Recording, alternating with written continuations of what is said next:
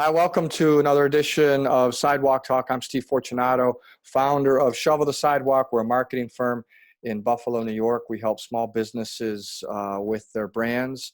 We help create their advertising. We do it through storytelling, and that's what we do with Sidewalk Talk. We share stories of people throughout the community, and we are obviously doing our best with social distancing to help stop the spread of the virus. But at the same time, we want to continue to spread stories, and we want to figure out ways to help everyone in these unusual times. So joining us and helping us out today is Mike Marcil from Heatwave Heating and Cooling.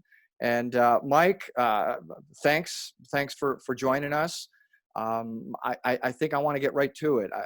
You had mentioned to me, you thought you have a suggestion for people at home. We're all stuck at home now, a lot of us, and the air quality. People are worried about air quality.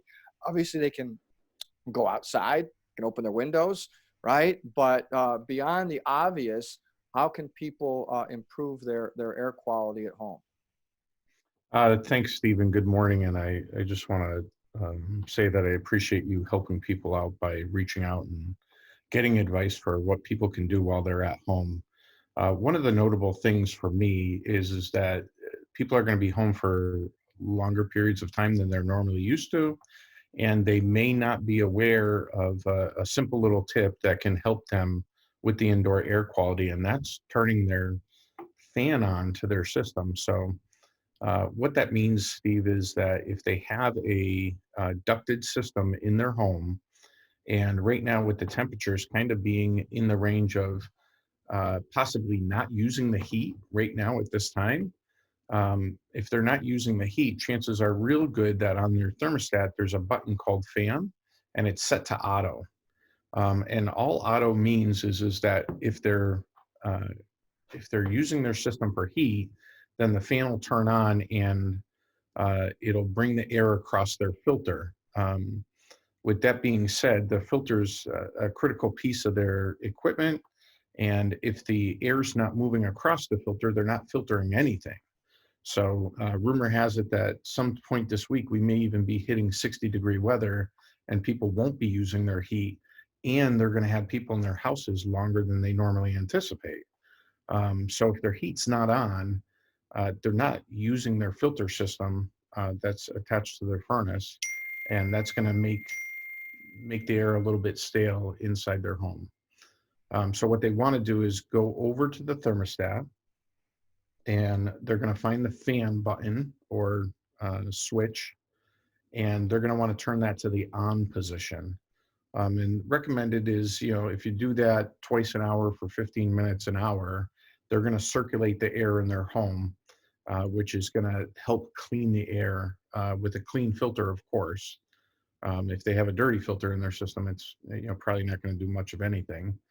Um, but they can take advantage of, if they have an air cleaner or one of the better filters that's 4 or 5 inches wide, or even a UV system, because a lot of people have antibacterial UV systems in their ductwork, and moving the air helps reduce contaminants, helps reduce dust, pollen, things that kind of to get our allergies. And right now, I mean, obviously we're dealing with some extraordinary circumstances. So I'm sure people are thinking that they want the cleanest air they can get. So should we be changing our filters then first? Yeah, absolutely. Make sure that the filter's clean. Thanks for reminding us. If the filter's not clean, it doesn't matter. And even without everything that's going on, dirty filters are the #1 cause of system breakdown. So we want to be absolutely sure that we have a clean filter going into our system. So one, change your filter. Two, go over the thermostat and consider flipping the switch on the uh, fan to on rather than auto. So if I understand you right, if it's on auto and your heat kicks on or air kicks on, then the fan's going to kick on. But if the heating or the cooling system is not kicked on, then the fan's not on. And that could go on for days when we're in this kind of spring mode, because you might not need it. You might not need the heating or cooling, so you're not going to have a fan on. Correct. And that's the way that most people are going to run their system. So even before all this awareness came about, we wanted to make sure people that, especially if they bought some sort of electronic air cleaner that's attached to their system, we're always letting them know that the best way to get the most out of that is to make sure that they circulate their fan every so often. Some of the fancier furnace systems and thermostats will do that automatically, but we realize that that's a small percentage of the population that's going to have that. So for those folks, they're going to want to manually go over and hit that on switch, and hit it twice an hour for 15 minutes and just kind of get the air moving, because if the air is moving, then it's going across their filtering system and providing them with a little bit better air. All right.